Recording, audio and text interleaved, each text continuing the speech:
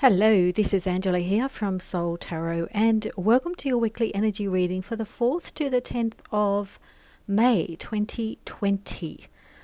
Every Sunday at 7 p.m. Australian Eastern Standard Time, I release a post with video on Soul Tarot with Angela on Facebook. So thank you to everyone for selecting a card for this week, 1, 2 or 3. I love the connection. I love your contribution and your comments and appreciation, and I receive them with gratitude. So thank you for that. Now, this particular coming week is going to be a very interesting one when it comes to both the energy and also the astrological highlights for the week. Now, the first thing that I want to talk about is the Scorpio full moon on Thursday, the 7th of May. So this one is actually quite positive. It's got a very spiritual, healing and compassionate influence. So Scorpio goes to the depths, but it's very emotional. So anyone who's a Scorpio will understand, they always want to get to the truth. They do go to the deepest, darkest places. It rules the night, if you like. So this has, as I said, is got a very, very healing, compassionate energy because Mercury, the planet of communication, has got an aspect with Neptune, and Neptune is all about healing and about looking at things in a very sort of compassionate way, a deeper way. So this is going to generally, I believe, make people more understanding towards one another, more sympathetic, more sensitive, more capable of understanding conflicting emotions within yourself. And understanding of others always starts with our own emotions, understanding our own emotions so we can understand others. So with the coronavirus pandemic still in a kind of easing phase, a lot of it in a lot of countries has been suppressed.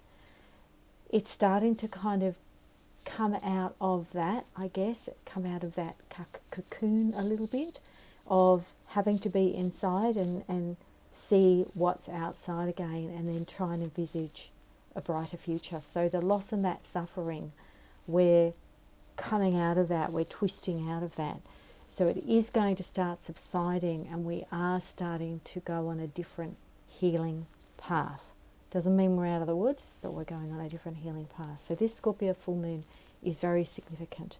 Now, the second thing I want to talk about, which is very interesting, is the Saturn retrograde, which is starting on the 10th of May. That goes up until 28th of September. I talked about the Pluto retrograde, which started on the 25th of April, goes till the 4th of October. So it's kind of similar time frames in terms of retrograde, both of these planets. So Saturn's going retrograde in Aquarius. Now, I did a bit of research and looked it up, and what I can gather with this particular retrograde, it's going to be very interesting because Saturn's all about restrictions, and it's all about learning hard lessons or learning lessons. It's all about responsibilities. So when it goes retrograde, it's going to be about, retrograde is about reviewing, and you may be finding yourself reviewing the responsibilities that are in friendships and relationships and your interactions with group, and that fear of social exclusion. And then also ask yourself whether that desire for independence, because Aquarian's all about being independent, they're very free spirits. If that independence is actually hindering you forming lasting bonds, closer bonds. Because I feel for a lot of us who are so used to, and this is the Western way of wanting to always be independent and show how much we can look after ourselves and how much we can achieve. We're all a bunch of personality A's, trying to achieve things and do things and be the doers and show that you can do it and look after yourself, But, the business of living. But is that actually keeping you from forming those lasting bonds that I think a lot of us crave? So, it can also feel like this particular retrograde you know, it could be like feeling like a restriction on what your soul really desires. So just take the time to have a look at, you know, maybe there's more fine tuning, maybe you have to do more planning, maybe there's a lack of discipline or lack of confidence in yourself. You know, I know that at times I question myself, and everyone does that. We all doubt ourselves. We always wonder if we're doing the right thing, if we're choosing the right, you know, at any moment if we're making the right decision. There's so many 30,000 decisions we make during the day. So have a look at that, and also have a look at, and this is really interesting, is conflicting relationships with authority figures and family patriarchs. Now this might come up for you a little bit, so whether you do any kind of past life healings or whether you do anything with, you know, in meditation about that, and you look at, you know, your soul path or your true self or your future self or anything like that, have a look in your lineage whether there is any kind of push against authority. Now, I think everyone has that, where, you know, there is that pressure to be an adult, and, you know, you're having to push against boundaries a lot when you're, you know, when you're done with kind of the conditioning and you leave home and make it on your own. But have a look to see whether there's any negative connotations about authority figures. You know, whether authority figures, what do authority figures, what do they mean to you? How do you feel about them? Do you resist? Is there something in your body that happens when you think about authority figures? Whether that's your mother, that's your father, your boss. I know that I've had a change in boss, and we're so poles apart in terms of style, and I'm looking at him as authority figure, and I'm thinking, oh God, I've got a lot of work to do on this one for myself in order to make it work. So there's a lot of soul searching that I'm doing. So yeah, that's just an example, and you might want to be doing a little bit of that work. Now I'm going to get straight into the cards. Okay, number one card, a win-win outcome is forecast, full moon in Libra. Now I feel the energy of this particular card is about partnerships and relationships. So Libra is all about that, all about harmony, all about balance.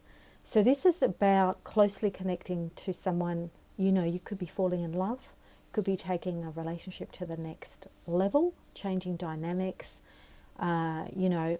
But the other part is with full moon, is that a relationship, a close one, could actually be ending. So, you know, and this could be that it's been happening for quite some time. This might be related to someone either personally or at work. Now, as we all know, that people in our life, whether, you know, they're soulmates or friends or lovers or family, they come into our life for a reason and a season. So this could be one of those times. It's going to be best for you to surrender and not fight it.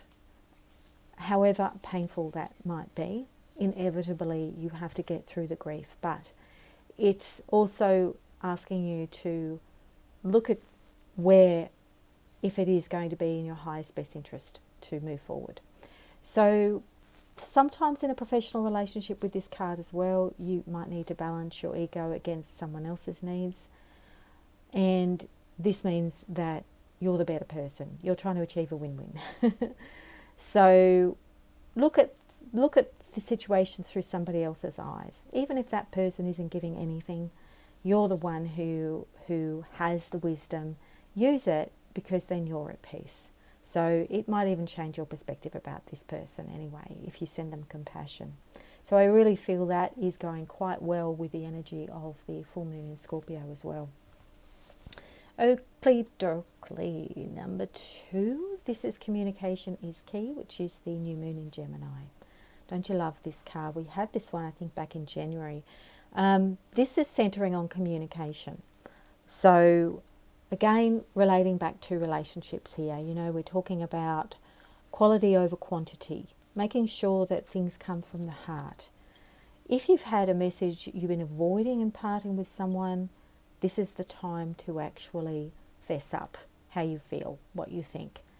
So if you're the sort of person that might just blurt something out and without thinking, or you're too in your head because you've been avoiding it and it's kind of all bubbling out, it might be best to write it down. But this is going to be a good time. Now, it is about timing though. Make sure that you're emotionally feeling calm. Make sure that you look out before you send something. With social isolation, it might be a bit more difficult to see that person in person. Just stay grounded in your own value, heart-centered. That's the best thing that you can be doing. You've got to be honest. So sometimes also this card is about socializing, although I don't see as many opportunities for that to happen yet. We're still releasing some of that. But also it can represent new ideas. So release some of that restless energy, but by being cooped up. Don't avoid people. Sometimes I get so busy and then I forget that I've got to connect with others. Otherwise, I can feel really isolated. I really like cards that are straight. I'm always straightening them. All right, a bit OCD about that, I think. All right, so this is the last card. The energy is gaining momentum. This is a really positive omen. Don't you love the card? It's just beautiful. So this is a waxing moon and about creating your reality. There's still some work to do though, because a waxing means it's still not quite full. So that means there's a little bit more work. It's a test of commitment to your desires. Not that, it's not a hard test, like you have to climb another 3 mountains, but this is now sort of, because the energies, the light is now amplifying and getting brighter. This is really the time to kind of use that light, that energy from the moon, from just what's around you at the moment. Use that to focus on your desired outcome. Use meditation, if that helps you, to visualize, and then start taking some practical actions toward your plans. Now, the one thing I would say is that even if it feels like there's restrictions, and there still are in a lot of countries, and it might not feel like the right time, the energy's bubbling away underneath. So those shoots are going to be seen later. Even if you're kind of saying, oh, it's not really the right time because everything just looks really bad and nobody's doing anything, and I think I'll just shut down until everybody else opens up again. Do what feels right for you and forget about what the media is doing and telling you. This is about, doing something that you've always wanted to do. Even if it doesn't show up straight away, this is a test of faith card. Now, it's very powerful. We've got a full moon coming, this supermoon, next Thursday. So this is going to be a very good time for you. So, yes, that is basically it. So I feel, if you selected all 3 cards, I'm really feeling like there's some changes in relationships coming up for you, an important kind of stage going on, whether it could be a stage of growth or a stage of ending, and even endings mean growth. So I feel that, communication is also part of it, to make sure that you are communicating with your loved ones at the moment in a way that is constructive and honest, to make sure that you're still harnessing those relationships, you're looking after those relationships, because as I was mentioning before with Saturn in retrograde, there may be some things coming up there about how much do you do your own thing versus have a relationship. So the last bit of energy for the week is about things still gaining momentum, even if it doesn't look that way right now. So I do hope that this energy reading has resonated. I would love to hear your feedback. Give me a thumbs up, share, comment, subscribe, like. Would love to get your feedback. Pass it on to others. So this is a general reading. Please reach out to me at soultarot.co or on Soul Tarot with Angela on Facebook to book a reading. And thank you for listening. I really appreciate it. Bye for now.